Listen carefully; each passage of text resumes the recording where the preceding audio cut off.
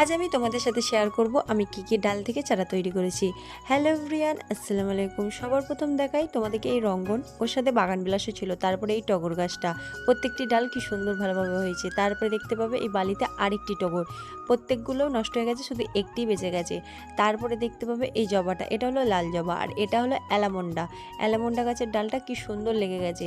তারপরে আছে বাগান বিলাস, অনেকে এটাকে কাগজ ফুলও জানে। তারপরে হচ্ছে এটা কাঠগোলাপ, কাঠগোলাপ দুটি লাগিয়েছি। আর এই যে গাছটা দেখতে পাচ্ছ এটা রঙ্গনের, ওটা নষ্ট গেছে। আর একটি রঙ্গন, এটাও কি সুন্দর, গাছটা নতুন পাতা বের হচ্ছে।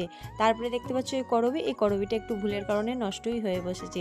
আর এই যে দেখতে পাচ্ছ সবার শেষে পয়েন্টসিটি, এটা কিছুদিন আগে তোমাদের সাথে শেয়ার করেছিলাম যে গাছের ডালটা ঝিমিয়ে পড়ছে, কিন্তু গাছটাকে কীভাবে রিকভার করব বুঝতে পারিনি, তাই ডালগুলোকে ছেটে দিয়েছিলাম। আর যেই ডালগুলো ছেটে দিয়েছিলাম সেইগুলো ওখানে বসিয়ে দিয়েছি। এই হলো আমার প্রত্যেকটি ডাল থেকে চারা তৈরি করার আপডেট। ভিডিওটা যদি ভালো লাগে প্লিজ চ্যানেলটা সাবস্ক্রাইব করে রাখো, লাইক কমেন্ট করতে ভুলো না।